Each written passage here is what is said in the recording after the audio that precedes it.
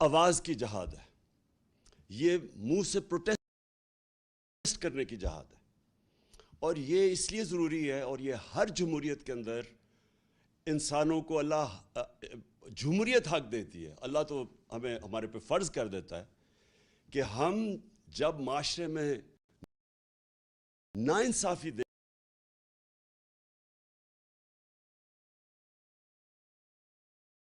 دیکھتے ہیں تو ہم اپنی آواز بلند کریں۔ اس لیے میں نے آج آپ سب کو اس پروٹیسٹ کے لیے آج میں نے کہا کہ آپ کی بہتری کے لیے آپ نکلیں، کیونکہ مجھے خوف ہے کہ یہ جو ابھی قیمتیں بڑھی ہیں یہ یہاں رکیں گے نہیں، جو ہم آگے دیکھ رہے ہیں یہ ابھی مزید اور بڑھنے والی ہیں، اور جو پھر اس کا جو متاثر ہوگا اس سے، وہ ہمارا سارا نچلا طبقہ، ہمارا سفید پوش، ہمارا تنخواہ دار، خاص طور پہ ہمارے کسان، کیونکہ ان کو یہ بڑا متاثر کرے گا، یہ جو خاص طور پہ جو ڈیزل اور بجلی کی قیمت اوپر گئی ہے۔ تو میں سب سے پہلے آج میں یہ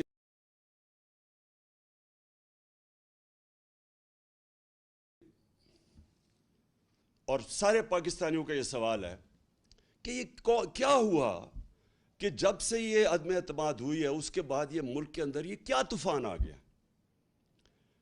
یہ جو پی ڈی ایم کے لوگ ہیں یہ سب کہتے ہیں کہ جی دیکھیں عمران خان نے بارودی سرنگیں چھوڑ دی ہیں، کہ جی آئی ایم ایف سے کوئی ان کے سمجھوتے تھے جس کی وجہ سے یہ قیمتیں آسمانوں پہ چڑھا دی ہیں، یعنی ہمارے بعد ڈیزل، پٹرول، گیس، بجلی، آٹا، چاول، یہ ساروں کی قیمتیں بڑھ گئی ہیں، لیکن تھوڑی سی نہیں بڑھی۔ ہماری باری تو مجھے یاد ہے کوئی 12 روپیہ بڑا تھا پٹرول یا ڈیزل، تو انہوں نے مہنگائی مار شروع کر دی تھی۔ جب سے یہ آئے ہیں انہوں نے 84 روپیہ لیٹر پٹرول کی قیمت بڑھائی، 110 روپے لیٹر ڈیزل کی قیمت بڑھائی۔ اب یاد رکھیں ڈیزل خاص طور پہ کسان اور آج کل سب سے زیادہ کسانوں کو متاثر کرے گا، اور وہ آگے ہماری فوڈ سیکیورٹی پہ کہ ہم نے 22 کروڑ لوگوں کو کھلانا ہے۔ ہمارا تو اس وقت اگر ہمارا کسان خوشحال ہے تو ملک بہتر ہے، تو لہٰذا اس کا ایفیکٹ ہر طبقے پہ پڑے گا، ٹرانسپورٹ پہ پڑے گا اس کا، اور ابھی ایفیکٹ آگے بھی آئے گا۔ بجلی کے بل آئیں گے لوگوں کے پاس جولائی میں، اس کے بعد لوگوں کو اندازہ ہوگا کہ کتنا بڑا مہنگائی کا ایک بم پھٹا ہے۔ تو سوال ایک یہ ہے کہ یہ ایک دم اتنی مہنگائی کیوں کی ہے؟ تو یہ کہتے ہیں کہ جی ہم آئی ایم ایف پروگرام میں تھے۔ آئی ایم ایف کے پروگرام میں یہ تو 2 مہینے سے ہیں، ہم 2.5 سال سے آئی ایم ایف کے پروگرام میں تھے۔ کیا ہمارے اوپر پریشر نہیں تھا یہ قیمتیں بڑھانے کا؟ کیا ہم نے نہیں آئی ایم ایف سے ہماری بار بار نیگوسیشنز ہوئی؟ کیا ہم نے اپنے لوگوں کے مفادات کی حفاظت نہیں کی؟ اور یہ کیوں نہیں کر سکتے؟ کیا ہمیں جب انہوں نے کہا تھا کہ پٹرول اور ڈیزل کی قیمت بڑھاؤ تو ہم نے 10 روپے کم کی تھی؟ کیسے کی تھی؟ ہم نے ادھر ادھر سے پیسے نکالے تھے، ہماری ریکارڈ ٹیکس ہم نے اکٹھا کیا تھا، اور جب ریکارڈ ٹیکس اکٹھا کیا اور پھر ہم نے جگہ کہیں پیٹ کاٹ کے، لیکن ہم نے 200 ارب کی سبسڈی دی ڈیزل اور پٹرول نیچے رکھنے کے لیے، کیونکہ ہمیں پتا تھا کہ جب آپ ڈیزل اور پٹرول بڑھاتے ہیں سب کچھ بڑھ جاتا ہے۔ 4 روپے یونٹ بجلی کم کی ہم نے، تو اس کے لیے سبسڈی ہم نے نکالی۔ ہم بھی آئی ایم ایف پروگرام میں تھے، اور یہ یاد رکھیں کہ ہم آئی ایم ایف کے پروگرام میں ہوتے ہوئے ہم نے ہیلتھ کارڈ دیا۔ پاکستان کی تاریخ کا سب سے بڑا اگر فلائی کام ہے وہ ہیلتھ کارڈ ہے، کہ ہر خاندان کو، ہمارے جتنے صوبے تھے، ہر خاندان کو 10 لاکھ روپیہ ہم نے ہر خاندان کو دیا 1 سال کے لیے ہیلتھ انشورنس، کسی بھی ہسپتال میں علاج کروا سکتے۔ کبھی پاکستان میں اتنا بڑا پروگرام نہیں آیا۔ پھر ہم نے کامیاب پاکستان کیا، اور کامیاب پاکستان میں ہم نے قرضے دیے سود کے بغیر نچلے طبقوں کو، ہم نے احساس کے پروگرامز کی سب سے زیادہ پیسہ خرچ کیا احساس پہ، احساس راشن کیا کہ لوگوں کو ہم نے نچلے طبقے کو 1.5 کروڑ گھرانوں کو 1.5 کروڑ لوگوں گھرانوں کو ہم نے احساس راشن کارڈ دیا کہ وہ جا کے آٹا گھی اور چینی وہ ایک ڈسکاؤنٹ پہ لے سکیں کریانہ سٹور سے. تو یہ ساری چیزیں ہم بھی آئے ہوئے پروگرام میں تھے, اس کے باوجود ہم نے اپنے قوم کا دھیان رکھا, ہم نے کوشش کی کہ لوگوں کے اوپر پریشر نہ پڑے. یہ کہتے ہیں کہ جناب دنیا میں عالمی مہنگائی ہو گئی, عالمی مہنگائی تو پچھلی گرمیوں سے ہے, یہ جو ساری قیمتیں بڑھی ہیں یہ تو پچھلی گرمیوں سے بڑھ رہی ہیں. تو یہ ہمیں بھی سارا کچھ فیس کیا. کہنے کا مقصد یہ ہے کہ آج یہ کیا اتنا بڑا طوفان آیا کہ ہماری مہنگائی بھی آسمانوں پہ چلی گئی اور مزید اور جانی ہے, اور اس کے بعد جو ہماری معیشت ہے, جو نقصان ادھر ہو رہا ہے. یہ جب کہتے ہیں کہ جی ہمیں بڑا مشکل برا پاکستان ملا, برا تو ہمیں ملا تھا مشکل وقت. یہ چھوڑ کے گئے تھے جو اصل بارودی سرنگ تھی, اس کو کہتے ہیں کرنٹ اکاؤنٹ ڈیفیسٹ, بیرونی خسارہ, کیونکہ وہ ڈالرز کے اندر خسارہ ہوتا ہے. پاکستان کی تاریخ کا یہ سب سے بڑا خسارہ چھوڑ کے گئے تھے, 20 ارب ڈالر. اس کے باوجود تیسرے سال میں ہم بالکل خسارہ کم کر چکے تھے, اور خسارہ بھی کم کیا, اور 5.6% پہ ہماری اکانومی بڑھ رہی تھی. اور یہ یاد رکھیں کہ یہ کرونا کا سال تھا, اور اس سے جو 2 سال کرونا کے تھے, دوسرا اور تیسرا ہمارا سال کرونا کا سال تھا. اور کرونا کا کے باوجود 5.6% پہ پاکستان بڑھا, جب ہندوستان -7% پہ چلا گیا. ان کی گروتھ, ان کی دولت میں بجائے اضافہ ہونے کے نیگیٹو میں گیا. اس دور میں جس طرح پاکستان نے سب سے, یہ صدی میں ایک دفعہ اتنا بڑا بحران آتا ہے جو کرونا کا ساری دنیا میں عذاب آیا, تو پاکستان وہ ملک تھا چند ملکوں میں سے جس نے سب سے بہترین طریقے سے اپنے لوگوں کو بچایا, غریبوں کو بچایا, اپنی معیشت کو بچایا. اور اس میں آج خاص طور پہ پھر سے, میں پہلے بھی کہہ چکا ہوں کہ میں آج خراج تحسین پیش کرنا چاہتا ہوں ہماری NCOC جو ہم نے سٹرکچر بنایا تھا, جس کو اسد عمر اس کے لیڈ کر رہے تھے, جس میں سارے پاکستان کے ادارے تھے, سب نے اپنا کام کیا, جس میں پاکستانی فوج بھی تھی. اور جس طرح ابھی جو ہمارا فیٹف میں سے ہم نکلے ہیں, فیٹف کے اندر بھی سب نے مل کے, ایک ملک نے مل کے لڑا تھا, جس میں سارے ادارے, جس میں حماد نے لیڈ کیا تھا, جس میں سارے ادارے تھے, جس میں پوری کوشش کی, بلکہ پرائیویٹ لوگ بھی تھے, جس میں پاکستانی فوج بھی تھی. سب نے مل کے اتنے بڑے ایشوز ہمارے دور میں ریزالو ہوئے. اسی دور میں جب ہم IMF میں تھے, اسی دور میں جب عالمی بحران تھا, ایک قوم بن کے ہم اس سے نکلے تھے. یہ جو آج پھنسے ہوئے ہیں, یہ جو آج ہماری ساری جو اتنی مشکلوں سے ملک کو ہم نکول کے یہاں لے کے آئے تھے, آج مہنگائی کے علاوہ جو ہماری معیشت ہے خطرے میں ہے. موڈیز کے اندر جو کریڈٹ ریٹنگ کرتا ہے کہ ایک ملک کی کریڈٹ ریٹنگ انہوں نے مائنس میں ڈاؤن گریڈ کر دیا ہے. اس کا کیا مطلب ہے؟ پاکستان کو قرضے نہیں ملیں گے, اگر قرضے ملیں گے تو بہت مہنگے قرضے ملیں گے.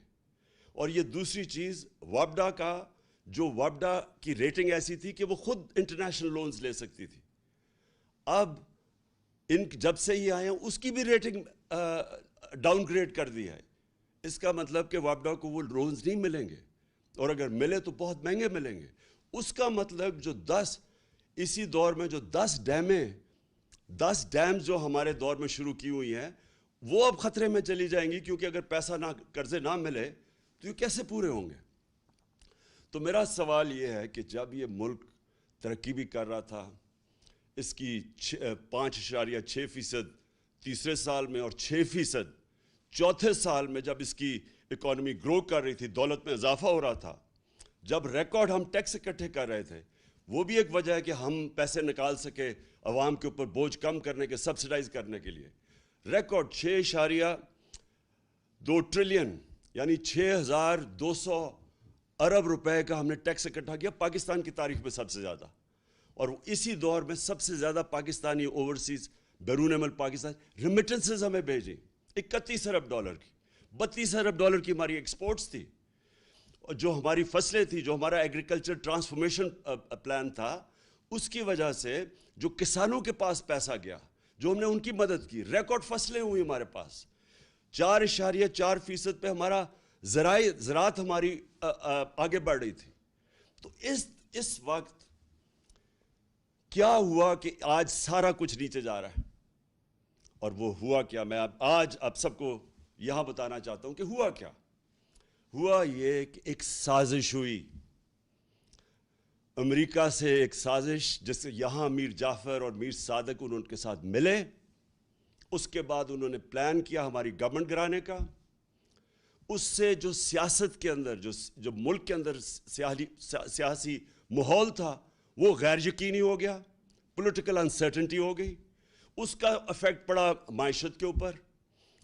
میں نے جا کے نیوٹرلز کو میں نے ان کو سمجھایا کہ دیکھیں اگر یہ سازش ہو رہی ہے بڑا اچھا آپ نیوٹرل رہیں, لیکن یہ جو سازش ہو رہی ہے اگر اس وقت گورنمنٹ کو گرا دیا گیا اس سازش کے تحت تو یہ ان سے سنبھالا نہیں جائے گا.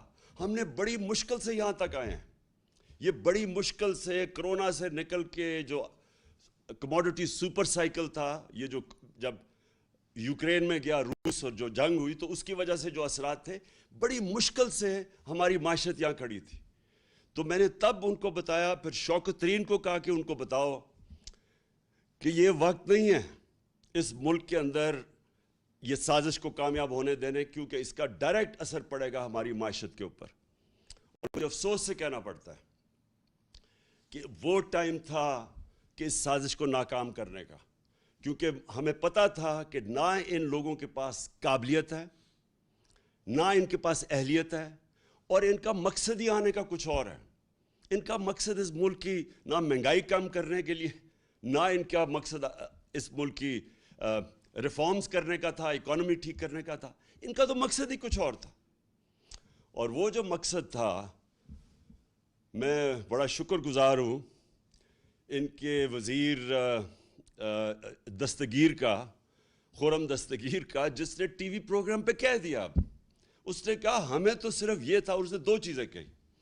اس نے کہا ایک تو ہمیں ڈر لگا ہوا تھا کہ اگر یہ رہ گیا, اس نے نیب, اس نے ججز ڈال دینے تھے, اور اس نے ہمارے جتنے لیڈر تھے انہوں نے جیلوں میں چلے جانا تھا, جس میں شہباز شریف نے بھی چلے جانا تھا. تو پہلا تو میرا سوال یہ ہے کہ کیا یہاں کی عدالتیں آزاد نہیں ہیں؟ کیا یہاں کی جو عدالتیں ہیں اس میں کوئی ہماری انٹرفیرنس ہوئی ہے آج تک؟ ہم تو وہ زمانہ نہیں کہ ہم ٹیلی فون کر رہے ہیں کہ جسٹس قیوم جی ہمیں کیس میں یہ رزلٹ چاہیے. ہم نے تو سپریم کورٹ کے اوپر کبھی سوچا نہیں حملہ کرنے کا. ہم نے کسی ادارے کو, ہم نے آج تک ہم نے اداروں کو چلنے دیا. نیب کا ادارہ جو چلا ہے, میں بتا دوں آج کہ نیب نے کوئی 280 ارب روپیہ اپنے سارے کوئی 18 سال میں اکٹھا کیا تھا. ہمارے 3 سالوں میں انہوں نے 480 ارب روپیہ اکٹھا کیا, کیونکہ ہم نے مداخلت کسی میں نہیں کی. تو میں جو آج سوال پوچھتا ہوں کہ یہ جو خرم دستگیر نے بات کی ہے, اس سے یہ واضح ہوتا ہے کہ ان کا تو مقصد تھا ہی نہیں اور کچھ سوائے NRO 2 لینے کا. ان کا تو مقصد یہ تھا. اسی لیے یہ ساری جدوجہد تھی. 3.5 سال سے یہ بار بار جو بلیک میل مجھے کیا جا رہا تھا, یہ تو صرف چاہتے تھے NRO, دوسرا NRO. یاد رکھیے ان کو پہلا NRO مل چکا ہے. ان کو ملا, جنرل مشرف نے NRO دیا, جو ساری ان کے کرپشن کیسز تھے. 2 دفعہ ان کی حکومتیں گئی کرپشن پہ 90 کی دہائی میں. تو جو سارے ان کے کرپشن کے کیسز تھے وہ سب جنرل مشرف نے معاف کر دیے تھے. یہ جو ہے یہ NRO 2 ہے. یہ انہوں نے 10 سالوں میں جو چوری کی تھی, یہ 95% جو کیسز ہیں یہ سارے ان کے دور کے ہیں. یہ ان کے جو 10 سال تھے ان کے دور کے کیسز بنے ہوئے ہیں. اور اب انہوں نے کیا کیا, انہوں نے جو قانون لے کے آئے ہیں نیب کی امینڈمنٹس کا, میں آج آپ ساری قوم کو یہ بتانا چاہتا ہوں. انہوں نے جو نیب کا امینڈمنٹ قانون لے کے آئے ہیں, اور یہی قانون انہوں نے کوشش کی تھی جب ہم فیٹف کی لیجسلیشن اسمبلی سے پاس کر رہے تھے, اور ہمارا مقصد یہ تھا کہ فیٹف سی گرے لسٹ سے نکلیں, جو ان کی وجہ سے ہم گرے لسٹ پہ تھے. تو جب ہم نے فیٹف کا قانون پاس کیا تو انہوں نے تب کوشش کی, بلیک میل کیا کہ ہم فیٹف کے لیے تب ووٹ دیں گے جب آپ ہمیں این آر او دیں گے اور یہ نیب کے اندر چینجز لے کے آئیں گے، تب آپ کو پتا ہونا چاہیے انہوں نے واک آؤٹ کر دیا. انہوں نے فیٹف کی لیجسلیشن نہیں پاس کی تھی، یہ باہر چلے گئے تھے. تو ان کے بغیر ہم نے فیٹف کی لیجسلیشن پاس کی، جس کی وجہ سے آج انشاءاللہ پاکستان نکل جائے گا گرے لسٹ سے. تو ان کا صرف مقصد NRO2 تھا. اور انہوں نے کیا ہے؟ انہوں نے اب جو چینجز لے کے آئے ہیں، ساری قوم کو پتہ چلنا چاہیے کہ 1200 ارب روپے کے کرپشن کے کیسز کل جب یہ قانون بنے گا ان کے کیسز ختم ہو جائیں گے. اس ملک کا 1200 ارب روپیہ جو چوری کیا ہوا تھا ان سروں کے ناموں پہ، وہ سارا ختم ہو جائے گا. اب یہ NRO2 مل جائے گا ان کو کل. اب سوال یہ ہے کہ یہ جب کہتے ہیں کہ جی ہم بے بس ہیں، میرا ان سے سوال یہ ہے کہ اگر آپ سنسیئر ہیں اس ملک سے، تو کیا آپ کو یہ جو 1200 ارب ہے، اس میں سے اگر آپ یہ معاف کروا رہے ہیں، سوچیں یہ اس کا 400 ارب آ جائے تو ہم پھر بجلی کی قیمت نیچے لا سکتے ہیں. اور پھر میں ان سے سوال پوچھتا ہوں کہ جب ہم نے روس سے بات شروع کر دی تھی تیل کی، اگر آپ کو فکر تھی اس قوم کی اور آپ سارا وقت 3.5 سال سے مہنگائی کی بات کرتے تھے، تو اگر آپ نے مہنگائی کم کرنی تھی تو آپ نے کیوں نہیں 2 مہینے ہو گئے، کیوں نہیں آپ نے روس سے تیل کی بات کی؟ کیونکہ آپ امریکہ کے غلام ہیں، امریکہ کی اجازت نہیں ملتی. ہم نے جب تیل سبسڈائز کیا تھا تو ہمارا پوری کوشش یہ تھی کہ اس کے بعد ہم روس سے سستا تیل لیں گے جو ہندوستان لے رہا ہے، جو سری لنکا لینے لگا ہے، جو بنگلہ دیش لینے لگا ہے. ہم نے بھی روس سے تیل لینا تھا اور اس سے پھر ہم نے لوگوں کے اوپر بوجھ نہیں آنے دینا تھا. انہوں نے بجائے وہ لینے کے روس سے تیل، کیونکہ ان کے جن کے یہ غلام ہیں ان کا حکم نہیں ہے ان کو، لہٰذا عوام کے اوپر بوجھ ڈال دیا. اصل مقصد جس کے لیے یہ آئے تھے وہ اب آپ کے سامنے آ گیا. NRO انہوں نے لینا تھا، NRO2 اب انہوں نے خود ہی اپنے آپ کو دے دیا ہے، اور اس سے 1200 ارب روپیہ اس قوم کا یہ ہضم کر جائیں گے. پہلے سارا پیسہ ہضم کیا NRO1 پہ، یہ دوسرا ہے اب. اور پھر جو دوسرا مسئلہ یہ ہے کہ پاکستان کو جدھر یہ لے کے جا رہے ہیں، اب مجھے خوف ہے کہ یہ اس طرف جا رہا ہے جدھر سری لنکا پہنچ گیا ہے. اور مجھے خوف یہ ہے کہ ہمارے پاس جس طرح یہ ہماری اب ریمیٹنسز گر رہی ہیں، ہماری 10% ایکسپورٹس گری ہیں پچھلے مہینے، جس طرح یہ ٹرینڈ جا رہی ہے، ہمیں خوف یہ ہے کہ ہمارے پاس ڈالر نہیں ہوں گے کہ ہم اپنا جس طرح سری لنکا تیل نہیں خرید سکتا. آپ کو پتہ ہونا چاہیے کہ جب ہم آئے تھے، جب انہوں نے نو کانفیڈنس کیا تھا تو ڈالر 178 روپے کا تھا، آج وہ 208 روپے پہ پہنچ گیا. اور یہ صرف اور صرف اب ان کے پاس ایک راستہ ہے کہ یہ کسی طرح امریکنوں کے پاس اب جائیں گے اور ان کے پیر پکڑیں گے. مفتاح اسماعیل پہنچ گیا امریکن ایمبیسڈر کے پاس اور اس نے کہا کہ جی ہماری مدد کریں، کسی طرح ہمیں کوئی ریلیف دلوا دیں. تو مفتاح اسماعیل اور شہباز شریف کو میں یہ کہنا چاہتا ہوں کہ دیکھیں، یہ جو امریکن ہیں ان کی ایک بڑی ان کی فلسفی ہے، وہ یہ ہے کہ دیر از نو فری لنچ. کوئی چیز مفت نہیں ملتی، ہر چیز کی قیمت ہوتی ہے. تو جو وہ قیمت آپ سے وصول کریں گے وہ ہمیں خدشہ ہے، وہ ہماری ساورنٹی کی قیمت ہوگی، وہ ہماری حقیقی آزادی کی قیمت لی جائے گی. اور وہ جو قیمت ہے وہ ابھی سے نظر آنا شروع ہو گیا کہ یہ تیار ہو گئے وہ قیمت دینے کے لیے. بلاول بھٹو نے کہا کہ جی ہندوستان سے ہمیں تعلقات اچھے رکھنے چاہیے. ہم بھی اچھے رکھنے چاہتے تھے ہندوستان سے تعلقات، لیکن جب انہوں نے 5 اگست 2019 کو کشمیریوں کی سٹیٹ ہوڈ لی، جب انہوں نے جو کشمیریوں کو وہ جو آرٹیکل ان کا 360 جو بھی آرٹیکل تھا وہ ختم کیا، جب انہوں نے ان کا سٹیٹس لیا، وہ یاد رکھیں وہ یونائٹڈ نیشن سیکیورٹی کاؤنسلز کی ریزولوشن کی خلاف ورزی تھی، انٹرنیشنل لاء توڑا. تو تب ہم نے ان سے رشتہ توڑا. ہم نے بھی کوشش کی تب اس سے پہلے دوستی کی. تو اگر آج یہ ہندوستان سے تعلقات ٹھیک کرتے ہیں تو یہ یاد رکھیں یہ کشمیریوں نے جو قربانیاں دی ہیں وہ ساری ان کی قربانیوں کی قبروں کے اوپر یہ کریں گے. اور دوسری چیز، ایک اور ان کا مانڈوی والا، اس کی سٹیٹمنٹ میں دیکھ رہا تھا، اس نے کہا کہ اسرائیل سے کیوں نہیں، ہمیں اپنے مفادات کا سوچنا چاہیے۔ یہ بھی اسی ایجنڈا کا حصہ ہے جس سے یہ رجیم چینج کی گئی تھی۔ وہ یہی ہے کہ آپ اس ایجنڈے پہ چلیں جو ہندوستان، اسرائیل اور جو امریکہ چاہتا ہے، اور وہ ایجنڈا وہ ہے جو ہماری سوورنٹی، ہماری آزادی کے خلاف ہے۔ اس کی وجہ سے یہ ساری جدوجہد تھی پاکستان کی، جو ہمارے لیڈر قائد اعظم نے جو اس ملک کو بنانے کی، وہ کیوں بنایا تھا، ہم کیوں آزاد ہوئے تھے۔ تو اگر یہی کرنا ہے کہ جا کے اپنی ساری نظریے کو، اس سب کو دفن کرنا ہے کہ ملک کے اوپر وہ چور اور ڈاکو آ گئے ہیں جن کے سارے پیسے باہر پڑے ہیں، ان کے اربوں ڈالر باہر پڑے ہوئے ہیں، جب چوری کرتے ہیں باہر پیسہ لے جاتے ہیں اور پھر پریشر ڈال کے انور لے لیتے ہیں۔ یہ لوگ جب تک ہیں، میں آج اب سارے پاکستانیوں کا آپ سب کو کہنا چاہتا ہوں، اگر یہ لوگ اس ملک کے اوپر مسلط رہے، یہ صرف تب رہیں گے کہ اس ملک کے سارے اداروں کو دفن کریں گے، اس ملک کے سارے انصاف کے اداروں کو دفن کریں گے۔ نیب تو ہوگی دفن، ایف آئی او ہوگی دفن، سرکاری نوکروں کو آپ نے دیکھ لیا کہ انہوں نے کیسے بھرتیاں چینج کی ہیں، میرٹ ختم ہو گئی۔ جو انہوں نے پولیس کا استعمال کیا، آپ کے سامنے ہے کہ جس طرح انہوں نے پولیس سے ظلم کروایا، جس طرح کی ایف آئی آرز کٹوائی، ہمارے اوپر بلاسفمی کے کیس کر دیے۔ کبھی ریاست اپنی شہریوں پہ بلاسفمی کا کیس نہیں کرتی، یہ انہوں نے کر دیا۔ اب 8 ایف آئی آر میرے اوپر ہیں، ہمارے سارے لوگوں کے اوپر ہے۔ نوم چومسکی جو دنیا کے بڑے انٹلیکچول سمجھے جاتے ہیں، ان کا آج پڑھ لیں سٹیٹمنٹ۔ انہوں نے شہباز شریف کو خط لکھا ہے کہ یہ آپ سارے انسانی حقوق کی خلاف ورزی، آپ جمہوریت تباہ کر رہے ہیں اپنے ملک کی، اور یہ رہ گئے تو یہ جمہوریت، ایک جمہوریت کا جتنا بھی جس کے اوپر جمہوریت کھڑی ہوئی ہے، سب ختم کریں گے۔ یہ جو جس طرف جا رہے ہیں، الیکشن کمیشن کو انہوں نے ساتھ ملایا ہے۔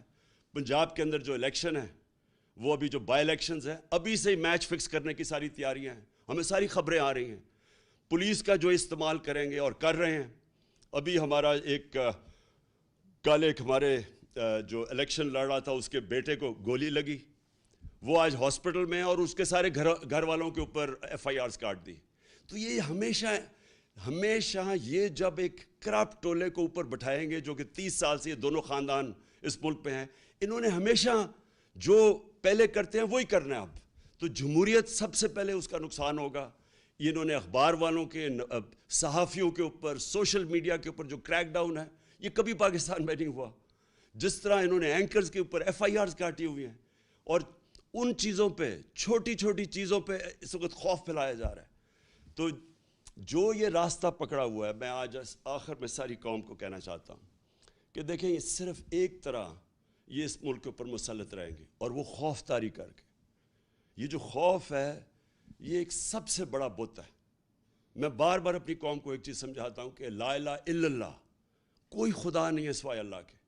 یہ جو ایک خوف کا بت ہے، یہ اس طرح کے لوگ جو کرپٹ لوگ ہیں، جن کی ہمیں ساری تاریخ پتہ ہے، باہر بیٹھے ہوئے ان کے لیڈرز، پیسے باہر بیٹھے ہوئے ہیں، وہاں سے بیٹھ کے اس ملک کو کنٹرول کر رہے ہیں، اور جدھر ان کے پیسے پڑے ہوئے ہیں، وہ ان ملکوں سے ہی کنٹرول ہو رہے ہیں۔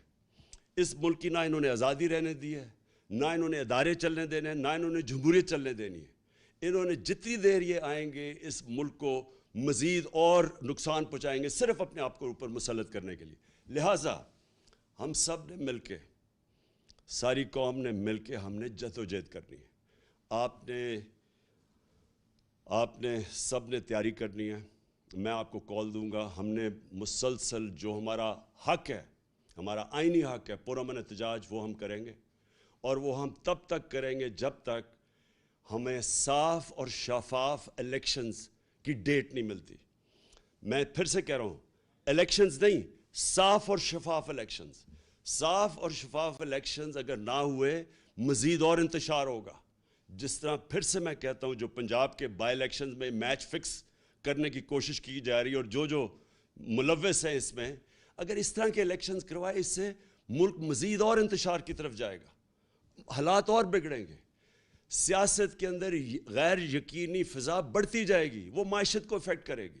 صرف راستہ ایک ہی ہے، صاف اور شفاف الیکشن کا، اور وہ ہم سب نے مل کے اس کے لیے جدوجہد کرنی ہے۔ پاکستان پائندہ باد۔